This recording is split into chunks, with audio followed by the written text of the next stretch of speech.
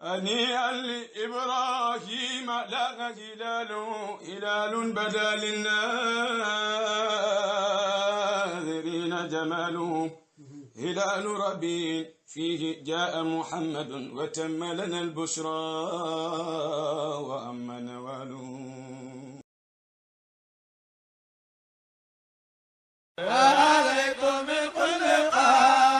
ci seen taxawaay bu rafet ak jàppale fond bu Medina Baye moo waral fond Medina Baye jëmmal ak yaatal ay liggéeyam. fond Medina Baye dañ koy sant ndax étape bi nga xam ne ci fond bi ñëw na defal ñu xéwal yi ndimbal lu mag li fekkoon na école bi soxla woon na ko sama mbokki taalibe maa ngi leen di ñaax lépp loo xam ne li fond bi woote na ko ci lu aju ci xidmaal Cheikh Ibrahima xidmaal xam-xam ngeen taxaw ci bu leen ci kenn jiitu. mën ngeen a yónnee seeni ndimbal ci numéro yii di ñëw Orange Money ak Wave ci 77 481 04 04 code marchand ci 24 04 84 wala ngeen yónnee ci Free Money 76 266 68 68. fond bi amul projet bu ëpp néeg baay bi bu dee 100 millions pour mu baax dinañ ko def ci àddina bi yëpp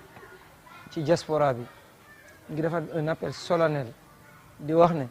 fond bi bu doon réhabilité néeg Baye Niass bii rek jar na lépp lu nit man mu def ko ci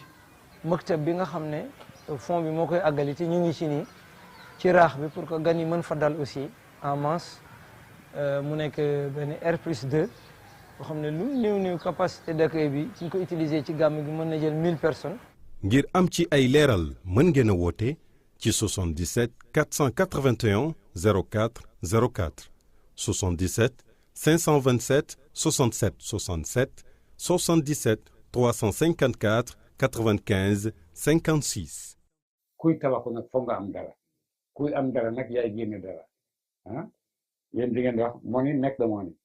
ah voilà donc dañoo bëgg xaalis bon ay foog ñu joxe xaalis pour am xaalis yàlla ñu yàlla dimbale ci loolu te buñ ko defee dinañ gis barke boo xam ne géntuñ ko woon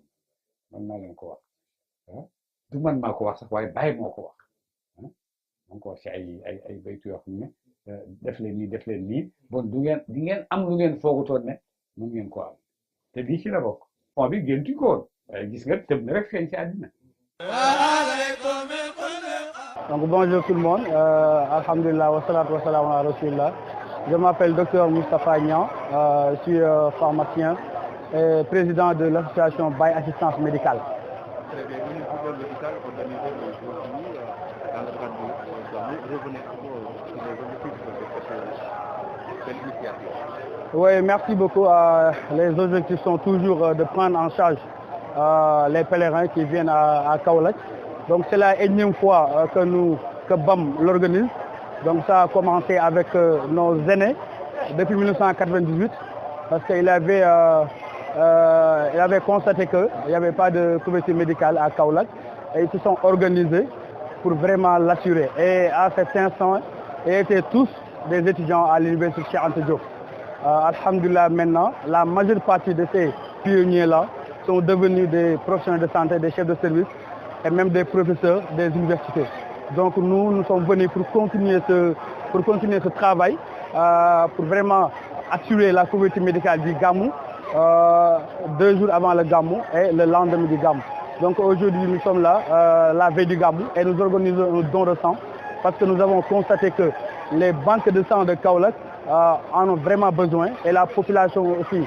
en a vraiment besoin parce qu'il y a pratiquement rupture totale de sang.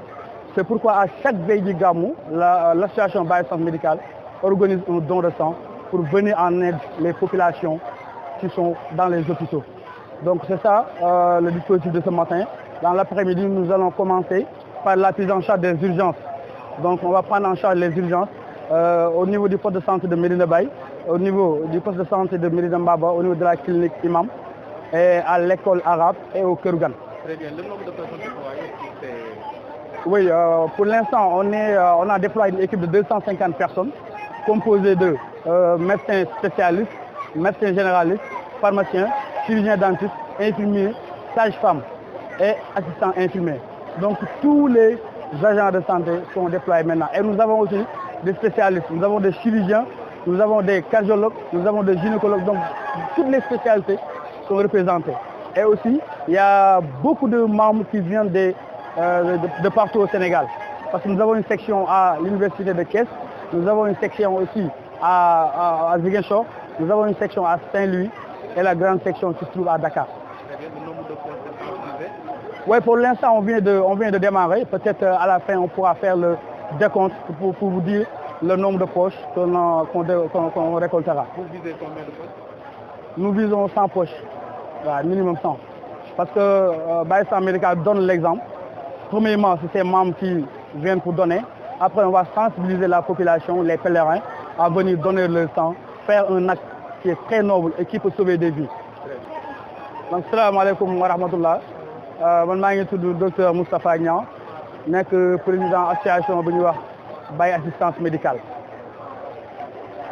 Très bien. waaw ndaje bi tey li ko sabab dañ ci ñëw pour yeggal liggéey boo xam ne suñu ay mag ñoo ko tàmbali woon depuis 1998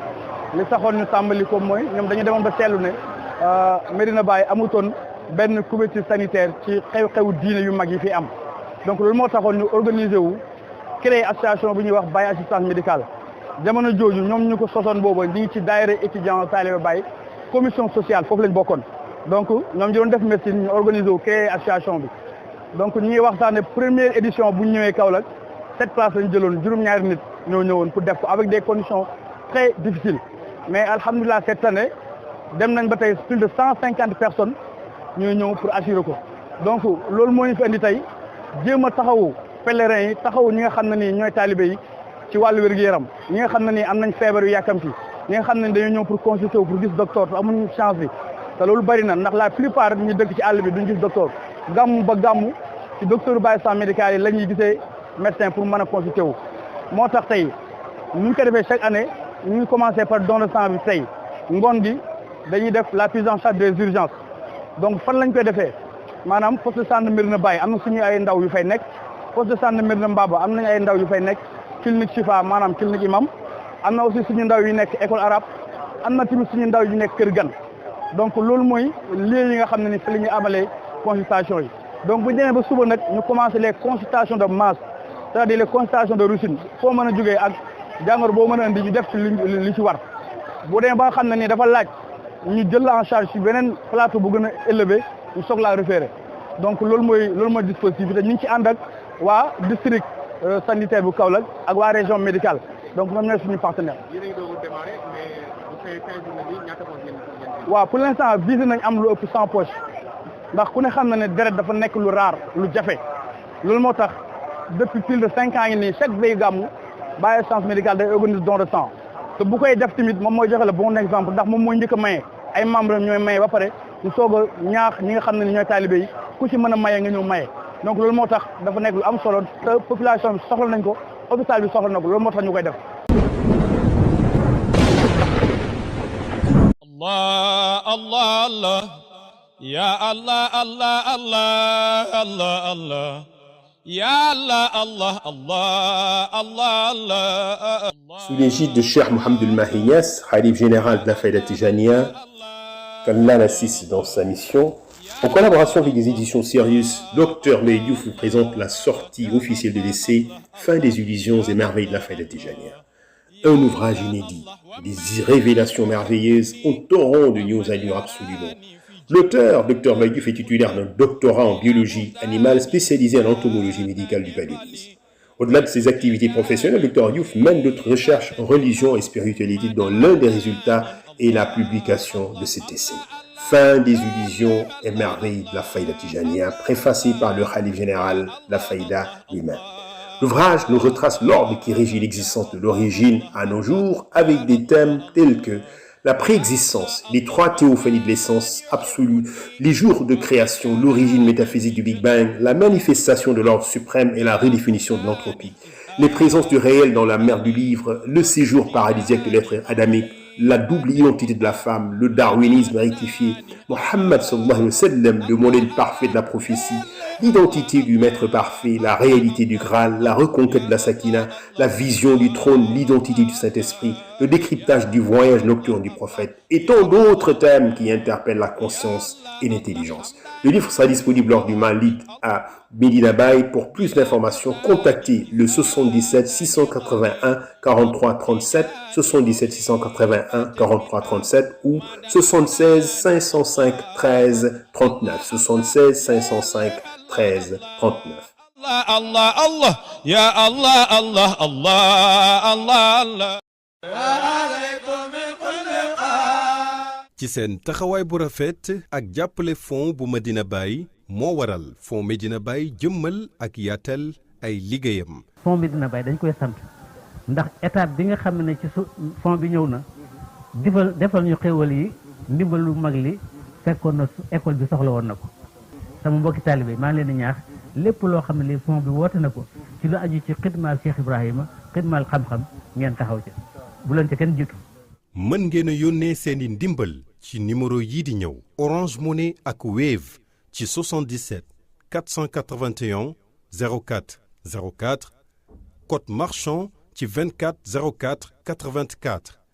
wala ngeen yónnee ci Free Money 76 266 68 68. fond bi amul projet bu ëpp néeg baay bi bu dee 100 millions pour mu baax dinañ ko def ci àddina bi yëpp ci diaspora bi ngi defar un appel solennel di wax ne fond bi bu doon réhabilité néeg Baay Ñas bii rek jar na lépp lu nit man mu def ko ci maktab bi nga xam ne fond bi moo koy àggali te ñu ngi ci nii ci raax bi pour que gan yi mën fa dal aussi en masse